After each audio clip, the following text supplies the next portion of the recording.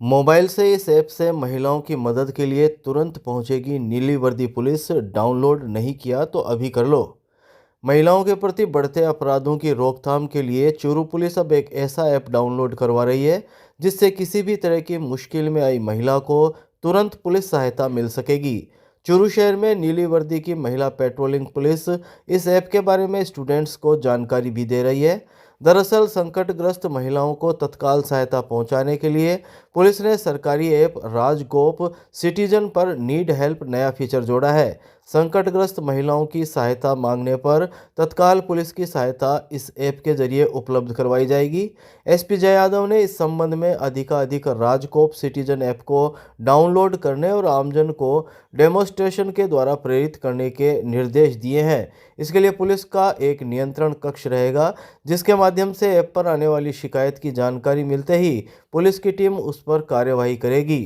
Kalika patrolling team की nodal अधिकारी doctor Krishna ने बताया कि हालांकि जिनकी एसएसओ आईडी है वे महिलाएं RajCop citizen app need help से सीधे जुड़ जाएगी, लेकिन जिनके पास एंड्रॉयड आदि की सुविधा नहीं है या फिर उन्हें कोई भी समस्या आ रही है तो वे पुलिस को सीधे 1090 पर कॉल कर सकती है। पुलिस किसी शिकायत पर महिला को राहत प्रदान के लिए त्वरित कार्रवाई करेगी। चूरू में करीब 800 छात्राओं, युवतियों और महिलाओं के द्वारा इस ऐप को डाउनलोड कर जोड़ा गया है। चूरू बार काउंसिल चुनाव में अध्यक्ष पद पर पहली दफा महिला प्रत्याशी मैदान में 13 दिसंबर को होंगे मतदान। राजस्थान हाई कोर्ट सहित प्रदेश की करीब 230 बार एसोसिएशन के वार्षिक चुनाव 13 दिसंबर को आयोजित किए जाएंगे। चूरू बार एसोसिएशन के लिए भी चुनाव प्रक्रिया शुरू हो चुकी है। 6 दिसंबर को यहां नामांकन प्रक्रिया पूरी होने के बाद चुनाव लड़ने वाले उम्मीदवारों के नाम करीब तय हो चुके हैं। चूरू बार एसोसिएशन के चुनाव इस बार इसलिए भी खास हैं क्योंकि यहां पहली दफ़ा किसी महिला एडवोकेट ने अध्यक्ष पद के लिए अपनी दावेदारी जताई है। अध्यक्ष पद के लिए महिला प्रत्याशी के चुनावी मैदान में उतरने का अधिवक्ताओं ने गर्मजोशी से स्वागत किया है। निर्वाचन अधिकारी एडवोकेट गजेंद्र खत्री ने बताया कि अध्यक्ष पद के लिए एडवोकेट गायत्री सैनी और निवर्तमान अध्यक्ष एडवोकेट नरेंद्र सैनी ने नामांकन किया है। दोनों के बीच यहां सीधा मुकाबला देखने को मिलेगा। इसी तरह उपाध्यक्ष पद के लिए रतन बरोला, अभिषेक सैन, भूपेंद्र बेनीवाल ने पर्चा भरा है। महासचिव पद के लिए संजय खान का एकमात्र पर्चा दाखिल हुआ है। सचिव पद के लिए महेश थालोड़ और कैफ खिलजी ने नामांकन दाखिल किया है। खत्री ने बताया कि 8 दिसंबर को 2 बजे तक प्रत्याशी नाम वापस कर सकता है। अधिवक्ता मतदाताओं की अंतिम सूची का प्रकाशन 10 दिसंबर को शाम 4 बजे किया जाएगा। 13 दिसंबर को मतदान के बाद इसी दिन मतों की गणना कर परिणाम घोषित किए जाएंगे। देखिए सर, आज फॉर्म भरने का अंतिम दिन था। आज शाम को 4 बजे तक फॉर्म जमा करवाने थे। तो चूरू बार के चुनाव 13 दिसंबर को और 9 तारीख तक जो ये शपथ पत्र है वो देने का अंतिम दिन है। आज जो फॉर्म भरेंगे अध्यक्ष पद के लिए 2 फॉर्म भरेंगे, नरेंद्र सैनी और गायत्री सैनी, और उपाध्यक्ष पद के लिए 3 फॉर्म भरे गए हैं, रतन बरोला, अभिषेक सैनी, अभिषेक सैन और भूपेंद्र बेनीवाल। और महासचिव पद के लिए संजय खान का एकमात्र फॉर्म आया है। सचिव पद के लिए 2 फॉर्म अप्लाई किए गए, महेश थालोड़ और कैफ खिलजी, और एक कोषाध्यक्ष और पुस्तकालय अध्यक्ष के लिए फॉर्म अप्लाई है। चुनाव 13 दिसंबर को 11 बजे से शुरू होगा और शाम को 4 बजे तक इसकी वोटिंग होगी। उसके बाद मतगणना करके परिणाम घोषित कर दिया। नामांकन वापस 9 तारीख को नामांकन 8 तारीख को वापस ले सकते हैं। मतदान वही व्यक्ति कर पाएंगे जो चूरू बार एसोसिएशन के मेंबर हैं और जो शपथ पत्र देंगे, इस बात का शपथ पत्र देंगे कि हम किसी अन्य बार के मेंबर नहीं हैं, वो व्यक्ति अपना मतदान कर पाएंगे। गांव रामपुरा के पास बस से गिरे युवक की इलाज के दौरान मौत, सदर पुलिस ने करवाया पोस्टमार्टम।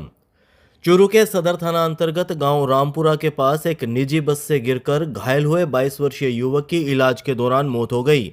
सदर थाना पुलिस ने शुक्रवार को मृतक का राजकीय भरतिया जिला अस्पताल की मोर्चरी में पोस्टमार्टम करवाया और शव परिजनों को सौंप दिया। सदर थाना के एएसआई गिरधारी लाल सैनी ने शाम 6 बजे जानकारी देते हुए बताया कि सरदार शहर निवासी 22 वर्षीय मोहित सैनी चूरू की सैनी समाज संस्थान में बैंक कंपटीशन की तैयारी करता था। वह रोजाना सरदार शहर से चूरू आना जाना करता था। 2 दिन पहले बुधवार को वह निजी बस से सरदार शहर जा रहा था, तभी रामपुरा के पास निजी बस की लापरवाही से मोहित चलती हुई बस से गिर गया।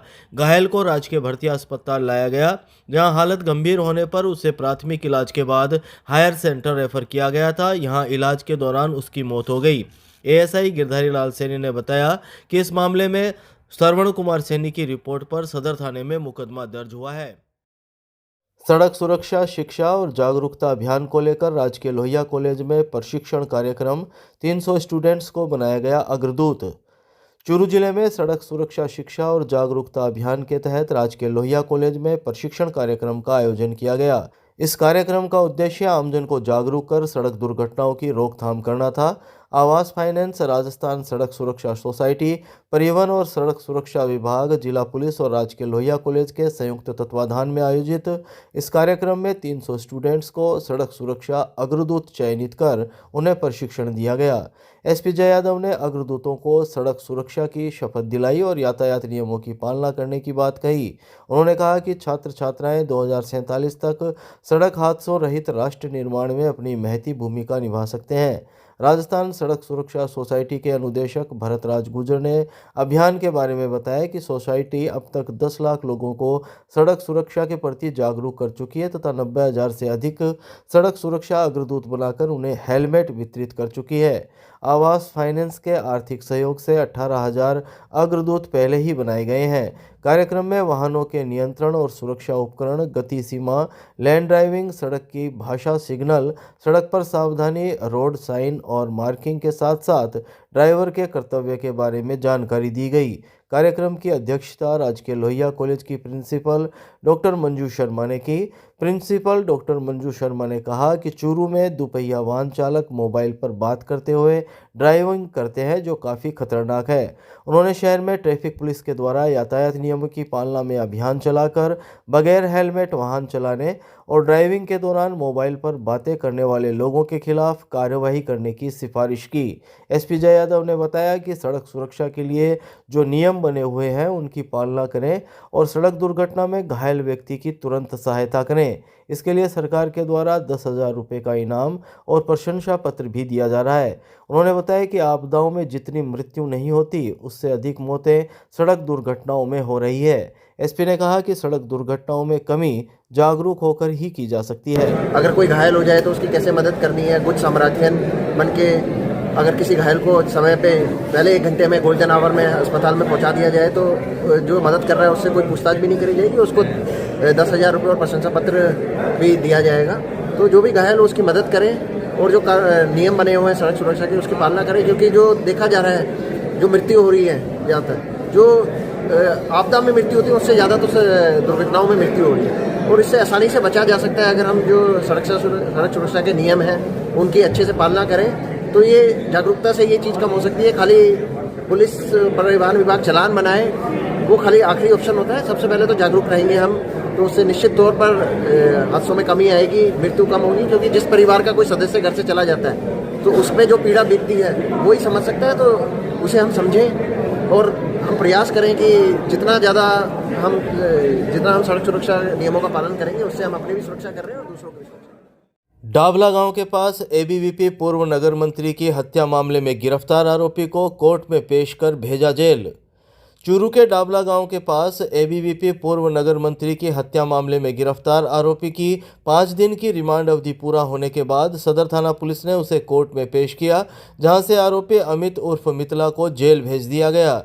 पुलिस ने आरोपी अमित उर्फ मितला को महाराष्ट्र से गिरफ्तार किया था, जिस पर एसपी ने 15,000 रुपये का इनाम भी घोषित किया था। सदर थानाधिकारी बलवंत सिंह ने शुक्रवार शाम 7 बजे करीब बताया कि आरोपी बूटिया निवासी अमित उर्फ मितला को गिरफ्तार किया था, जिसे 5 दिन के रिमांड पर लेने के बाद कोर्ट में पेश किया गया, जहां से उसे न्यायिक अभिरक्षा में जेल भिजवा दिया है। उन्होंने बताया कि सदर थाना क्षेत्र के डावला गांव के पास 1 अक्टूबर की रात को एबीवीपी के पूर्व नगर मंत्री 28 वर्षीय नरेंद्र प्रजापत का पुरानी रंजिश को लेकर अमित कस्वां उर्फ मितला, शुभम ढाका और हितेश कुमावत ने लाठी और सरियों से पीटकर मर्डर कर दिया था।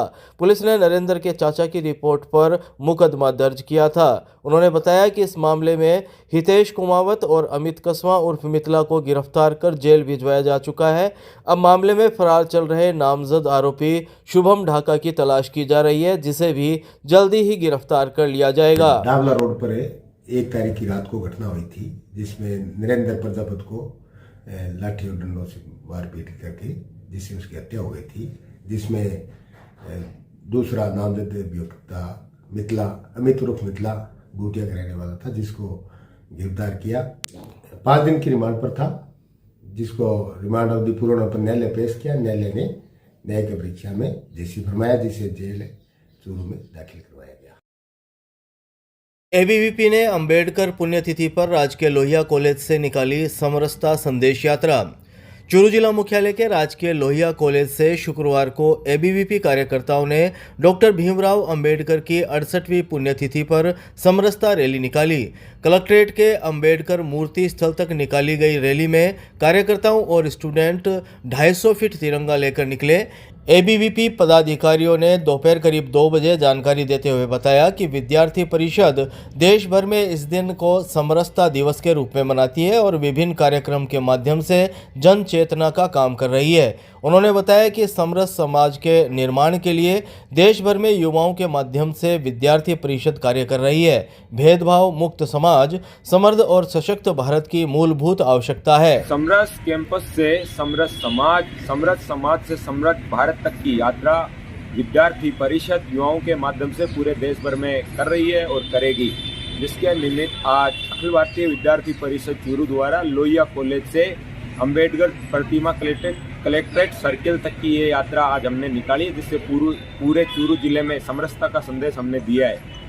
आपका नाम? कुलदीप सिंह जागव, जिला संयोजक चूरू। गांव बूटिया के पास 2 बाइक की भिड़ंत में 3 लोग घायल, जिला अस्पताल लाया गया। चूरू के बूटिया गांव के पास शुक्रवार को 2 बाइक की आमने सामने की भिड़ंत में 3 लोग घायल हो गए।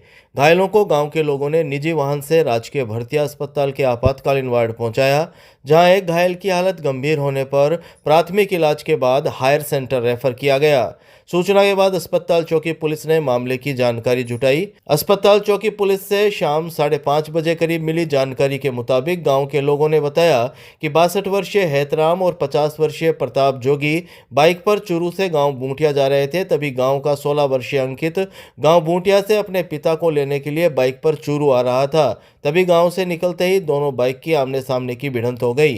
हादसे में अंकित, हैतराम और प्रताप तीनों घायल हो गए। घायलों को गांव के ही लोगों ने निजी वाहन से अस्पताल के आपातकालीन वार्ड पहुंचाया। 50 वर्षीय प्रताप की हालत गंभीर होने पर प्राथमिक इलाज के बाद उसे हायर सेंटर रेफर किया गया। चूरू के भालेरी थाना अंतर्गत गांव खीमासर में शुक्रवार को जमीनी विवाद को लेकर एक पक्ष ने दूसरे पक्ष पर लाठी और कुल्हाड़ी से हमला कर दिया। हमले में 2 महिलाओं सहित 5 लोग घायल हो गए।